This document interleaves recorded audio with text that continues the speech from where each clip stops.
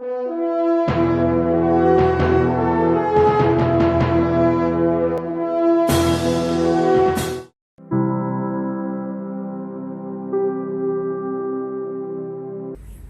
Tuhan, kita bersyukur bahwa di malam ini Tuhan masih berikan kita kesempatan untuk bersekutu bersama di dalam Mesbah Keluarga. Mari kita awali persekutuan ini dengan menaikkan sebuah pujian dari KPPK yang berjudul Rohku Tenang.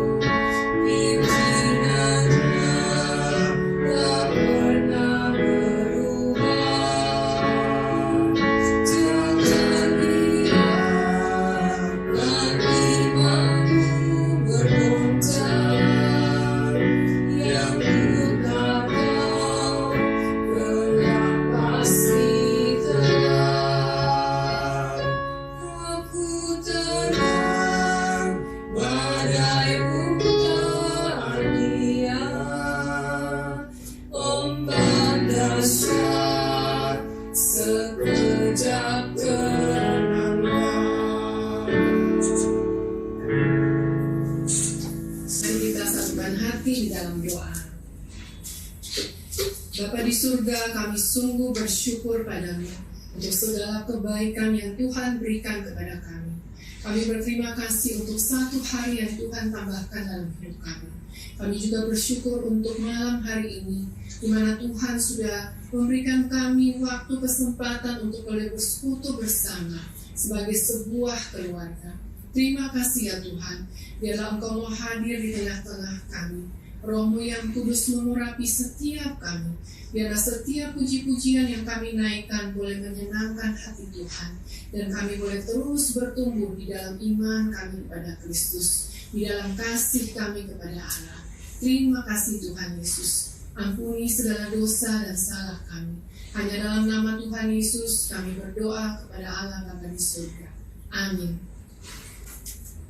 Selanjutnya mari kita sama-sama membaca firman Tuhan yang terambil dari kitab 1 Samuel 7 ayat yang ke-12.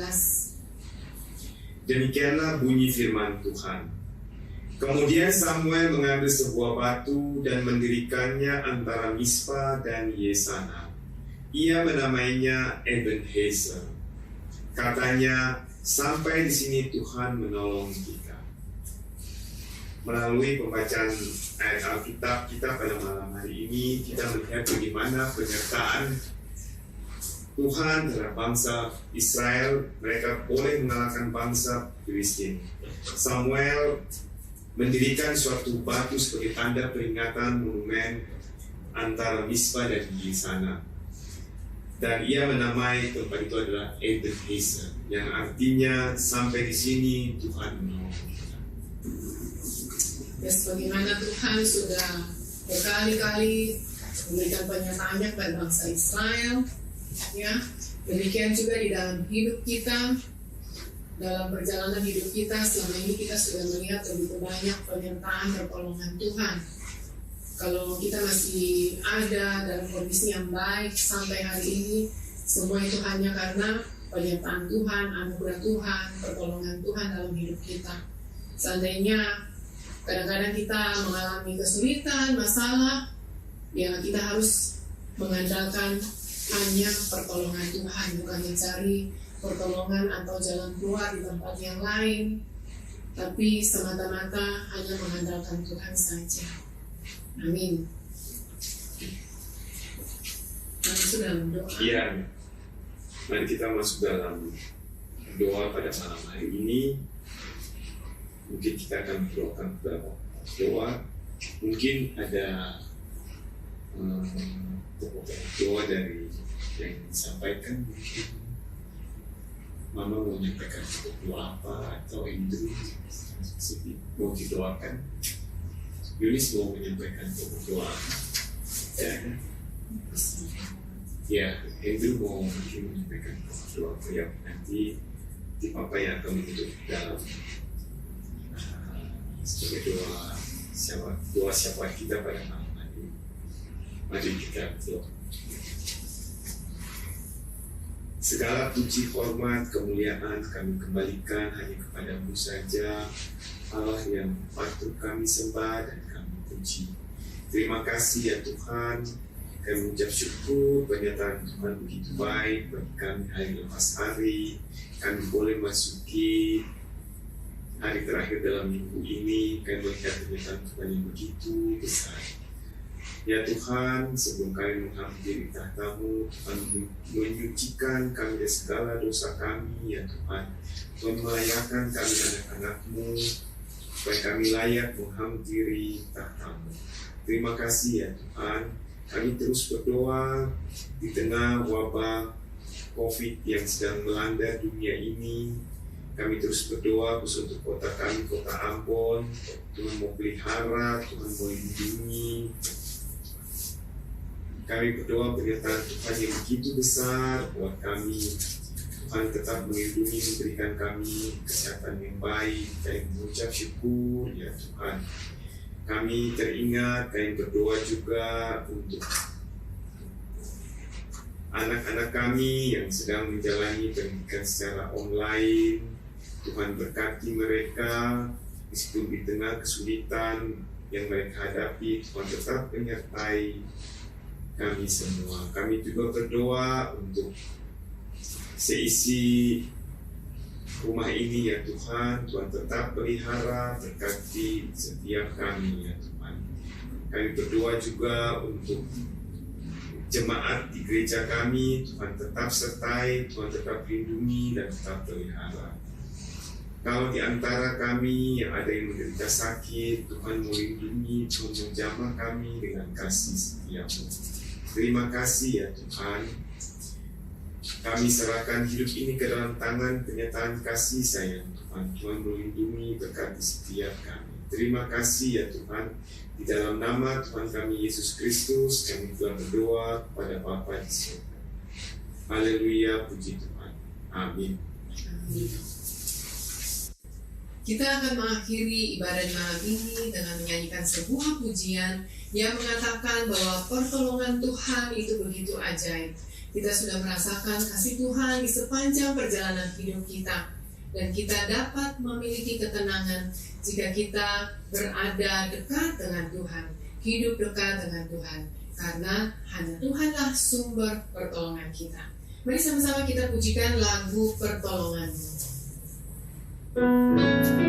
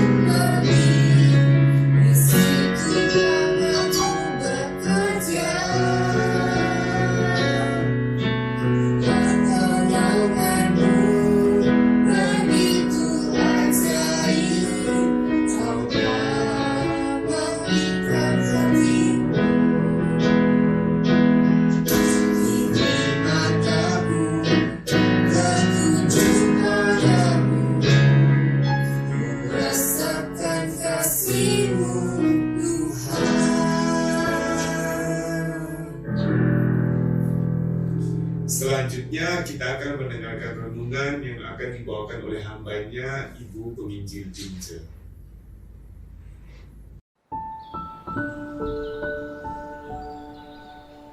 Shalom, selamat malam Ibu-ibu Komisi Wanita Gereja Kristen Kalam Kudus Ambon. Kembali malam ini kita bertemu di dalam ibadah online Komisi Wanita. Di tengah suasana HUT Komisi Wanita yang ke-41, kita akan bersama-sama beribadah kepada Tuhan.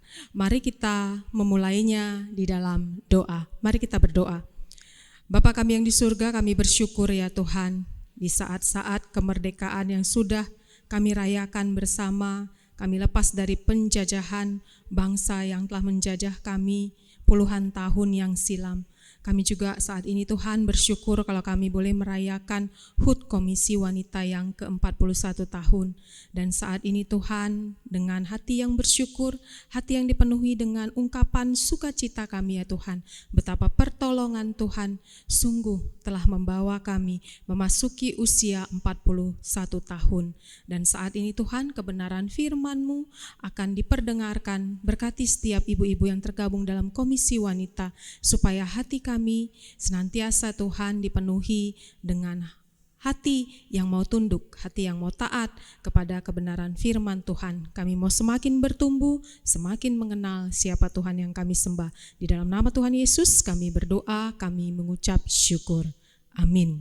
Ya, jemaat yang terkasih, kita akan membaca kebenaran firman Tuhan yang diambil dari 1 Samuel pasal yang ke-7 ayat yang ke-12. Di sini LAI memberikan judul Orang Filistin terpukul kalah dekat Mispa. Ayat yang ke-12 berkata demikian. Kemudian Samuel mengambil sebuah batu dan mendirikannya antara Mispa dan Yesana. Ia menamainya Ebenezer. Katanya, sampai di sini Tuhan menolong kita. Ya, demikian kebenaran firman Tuhan. Jemaat yang terkasih, ketika saya beberapa kali berputar-putar melalui beberapa ruas jalan di kota Ambon, saya melihat beberapa lokasi dengan berbagai macam tanda atau tugu peringatan. Saya melihat gong perdamaian itu di dekat lapangan Mardika. Nah, yang saya tahu tujuannya adalah untuk memperingati bagaimana kerusuhan Ambon itu telah memakan begitu banyak korban jiwa. Dan selanjutnya saya juga melihat patung Marta Christina Tiahahu di daerah Karangpanjang. Nah, di situ saya tahu bahwasanya patung itu dibuat untuk mengenang perjuangan seorang perempuan muda yang dalam usia 17 tahun sudah mengangkat senjata untuk melawan para penjajah. Dan tentunya setiap tugu ini dibuat atau dibangun dimaksudkan supaya orang-orang bisa mengenang kejadian yang telah terjadi melalui tugu peringatan itu. Nah, ini supaya apa? Supaya generasi berikutnya itu bisa mengingat, bisa mengenang kejadian penting di masa yang telah lewat. Nah, ibu-ibu, tentunya dalam perjalanan kehidupan kita itu tentu banyak kejadian besar yang kita alami, sehingga kita akan selalu mengingat dan selalu mengenang kejadian itu. Bahkan mungkin kita akan menceritakan kejadian yang kita alami itu kepada anak cucu kita. Nah, terkhusus mungkin kita akan selalu mengingat dan mengenang bagaimana Tuhan sudah menolong dan bagaimana Tuhan sudah melepaskan kita dari berbagai persoalan hidup yang pernah kita alami. Dan saat ini pun ibu-ibu yang terkasih, kita dipersatukan dalam persekutuan komunitas yang lebih kecil dari gereja kita, yaitu Komisi Wanita. Kita saat ini diingatkan bahwa sampai di sini Tuhan telah menolong perjalanan Komisi Wanita Gereja Kristen Kalam Kudus Ambon selama 41 tahun pelayanan. Nah, ibu-ibu yang terkasih, perjalanan hidup bangsa pilihan Tuhan, yaitu bangsa Israel, tentunya tidak selalu mulus. Perjalanan bangsa pilihan Tuhan ini, yaitu bangsa Israel, dilewati dengan berbagai macam kejadian besar, sehingga akan mereka akan selalu mengingat, mereka akan selalu mengenang bagaimana pertolongan Tuhan itu dalam perjalanan sejarah hidup mereka. Nah, berbagai kejadian diizinkan Tuhan terjadi supaya mereka selalu mengingat bahwasanya bukan karena kekuatan mereka, bukan karena strategi militer mereka yang kuat, sehingga mereka bisa melewati setiap persoalan yang sedang mereka hadapi. Tetapi hanya karena pertolongan Tuhan saja mereka bisa melewati persoalan demi persoalan. Dan kalau kita membaca dari kitab Kejadian, kita melihat bagaimana kaum leluhur bangsa Israel ini juga membuat tugu peringatan supaya generasi berikutnya juga bisa mengingat pertolongan Tuhan bagi leluhur mereka. Nah, kalau kita membaca dalam Kejadian pasal ke-28 ayat 18 sampai 19, di situ Yakub membuat tugu peringatan di Betel. Di Betel ini Yakub menyadari bahwasanya dia telah bertemu dengan Tuhan. Dan untuk itu dia mempersembahkan hidupnya untuk Tuhan. Sehingga hidup yang dia jalani ke depannya itu adalah kehidupan yang berbeda dari kehidupan yang sebelumnya. Dan selanjutnya kalau kita membaca di dalam Keluaran pasal yang ke-24 ayat yang keempat. Di situ Musa juga membuat 12 tugu peringatan yang menandakan ada 12 suku Israel. Nah, kemudian dalam Yosua 4 ayat 1 sampai 9, di situ juga Yosua membuat 12 tugu peringatan setelah mereka selesai menyeberangi Sungai Yordan. Kita mengingat bagaimana Tuhan menghantarkan bangsa Israel masuk ke tanah Kanaan dengan membelah Sungai Yordan itu. Nah, tugu peringatan ini, 12 tugu peringatan ini dibuat untuk memperingati bagaimana Tuhan sudah membuat Laut Merah dan bagaimana Tuhan juga sudah membuat Sungai Yordan itu menjadi kering dan bangsa Israel dengan leluasa memasuki tanah Kanaan. Nah, cerita yang kita baca tadi di dalam 1 Samuel 7 ayat yang ke-12 ini juga menceritakan bagaimana sejarah bangsa Israel yang membuat suatu tugu peringatan. Di sini mereka berkomitmen untuk menyembah, fokus kepada penyembahan kepada Allah saja, Allah Yahweh, Allah bangsanya Israel. Nah, di sini kita melihat bagaimana secara komunal bangsa Israel itu membuat pengakuan dosa di hadapan Tuhan. Di sini Samuel selaku pemimpin bangsa Israel, selaku hakim atas bangsa Israel, mengajak seluruh bangsa Israel itu secara komunal mengakui dosa dan pelanggaran mereka di hadapan Tuhan dan bertobat di hadapan Tuhan. Samuel mengajak seluruh bangsa Israel ini untuk meninggalkan penyembahan kepada dewa Baal. Dan pengakuan dosa serta pertobatan bangsa Israel secara komunal ini telah membuahkan kemenangan atas peperangan mereka melawan bangsa Filistin. Dan kejadian pembangunan tugu peringatan ini itu dibuat di antara Mispa dan Yesana seperti yang dikatakan di ayat 12 tadi. Nah, Mispa itu adalah salah satu daerah di wilayah suku Benjamin. Nah, di Mispa inilah bangsa Israel berkomitmen untuk fokus kepada penyembahan kepada Allahnya bangsa Israel dan meninggalkan penyembahan berhala. Dan mereka di situ membuat tugu yang mengingatkan bahwasanya sampai di sini Tuhan sudah menolong kita, atau istilahnya Ebenezer.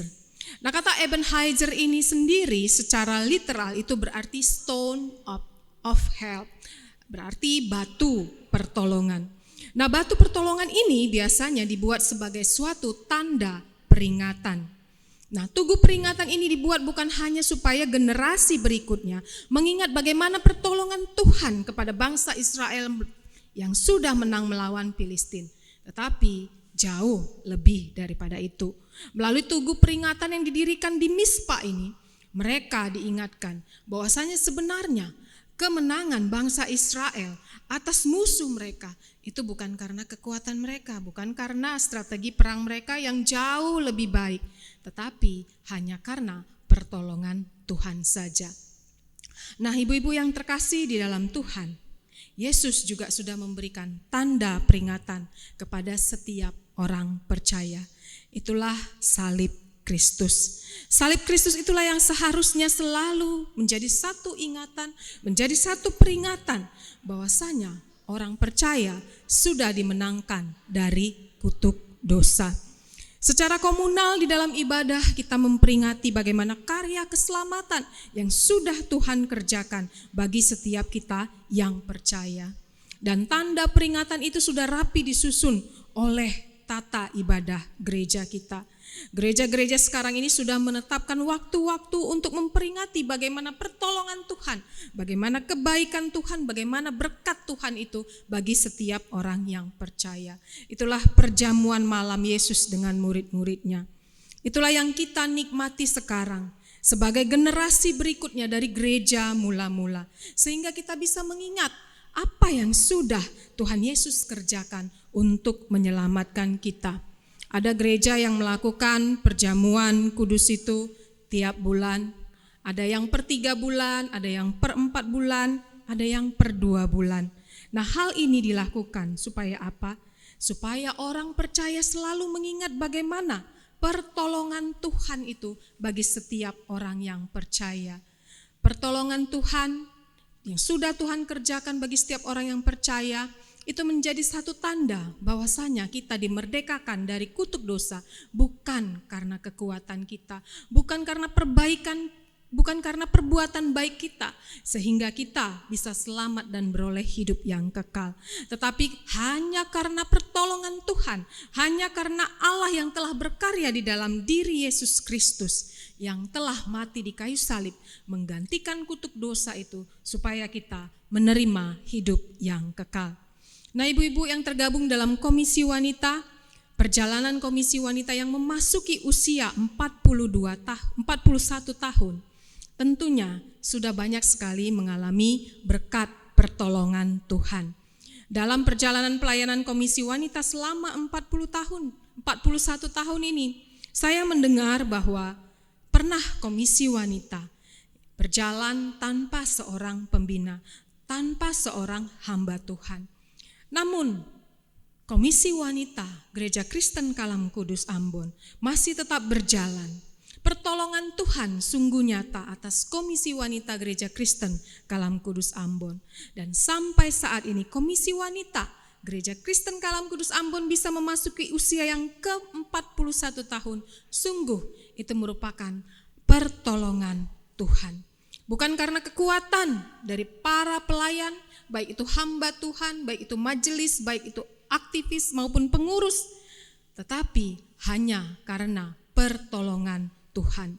Sehingga Komisi Wanita bisa mencapai usia 41 tahun. Nah, ibu-ibu yang tergabung dalam Komisi Wanita, mari setiap kita yang tergabung saat ini dalam Komisi Wanita, mari kita merendahkan diri seperti bangsa Israel. Merendahkan diri di hadapan Tuhan, mengakui dosa dan pelanggaran kita di hadapan Tuhan, dan bertobat di hadapan Tuhan. Kita buat momen HUT yang ke-41 tahun ini sebagai satu tanda peringatan bagaimana Tuhan sudah menolong perjalanan Komisi Wanita Gereja Kristen Kalam Kudus Ambon.